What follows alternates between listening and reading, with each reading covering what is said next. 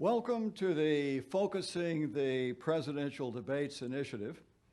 I am John Norton Moore, a former United States ambassador, who will serve as your host to the press conferences held by the initiative. Before beginning, I would like to introduce my wife, Jamie Moore, who is a nurse practitioner specializing in emergency medicine. Once again, the great nation has embarked on a journey to elect a new president. The candidates have come forward and the debates are underway. It is in the interest of all Americans that the candidates and their debates seriously address the grave national challenges and opportunities now before the nation. We cannot afford politics as usual, with candidates vying to be the most immoderate in their party. The challenges are unforgiving and the opportunities fleeting.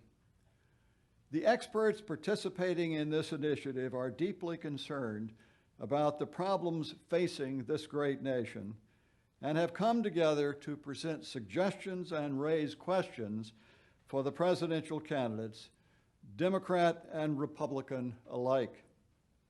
The papers being distributed to the press today are being sent to each of the declared candidates in both parties.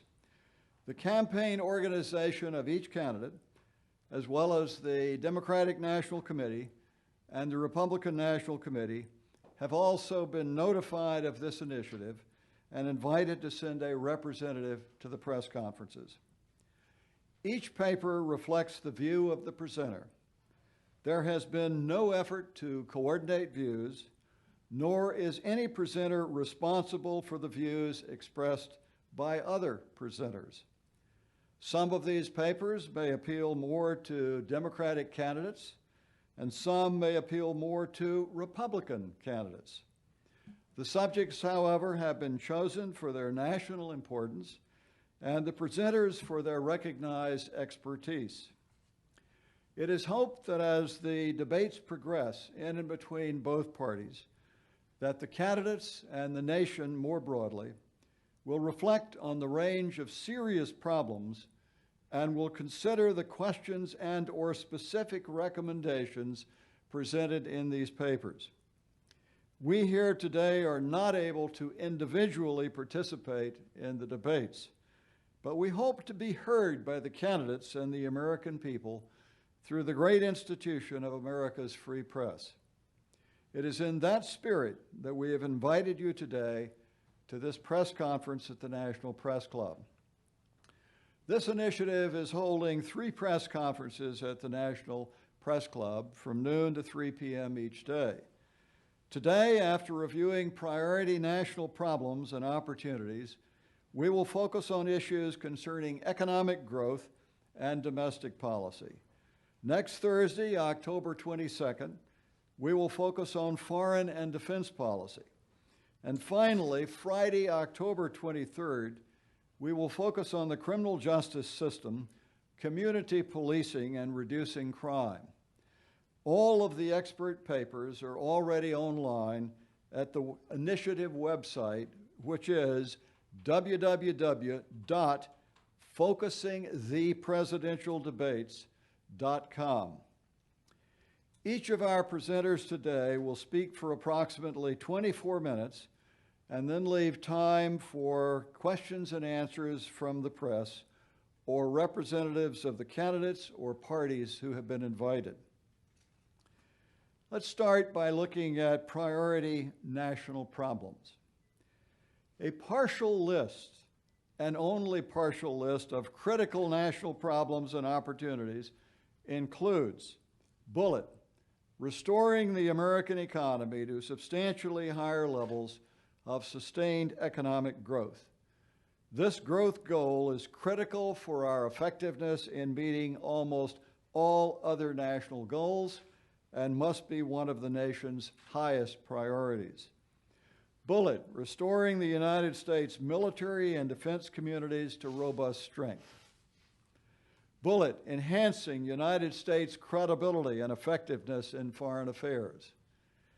Bullet, reducing and controlling the national debt. Bullet, reforming the Social Security system for greater effectiveness and long-term economic health. Bullet, reforming Obamacare, the ACA, Medicare and Medicaid for greater effectiveness in meeting national health goals and long-term economic health. Bullet, reducing taxes on Americans and American corporations and more effectively controlling the regulatory burden on American business as critical elements in restoring growth. Bullet, reforming immigration policy to ensure that America will have border security and adequate enforcement, that immigration policy will support the economy, that there will be a one-time path to legal status for the many whose presence is benefiting the nation, and that going forward, immigration policy, like all national policies, will be guided by the rule of law. Bullet, reforming the criminal justice system by reducing incarceration for nonviolent offenders and paring back overly broad use of the criminal justice system in nonviolent offenses. Bullet, reducing crime through enhanced education against crime in our school systems and more effective community policing through engaging the police more actively and directly with the communities they protect. The homicide rate in many of our major cities has surged recently, and it is our minority communities most at risk from any breakdown in mutual trust. Effectively reducing crime requires leadership from both police and the communities they serve. For the police and the communities which depend upon them are inevitably linked. When that link becomes frayed, both the police and the communities they served are harmed. Bullet, embracing modern medical science in settings where a more robust national research program targeting a particular disease holds promise both for enhanced cure, offering better relief to millions of Americans, as well as substantial cost savings for the nation. Bullet, adopting a comprehensive energy policy leading to energy independence for America. Bullet, rebuilding our crumbling infrastructure of roads, bridges, dams, airports, and power grids. Bullet, enhancing educational opportunities for all Americans and more effectively meeting skills-based educational needs in the workplace.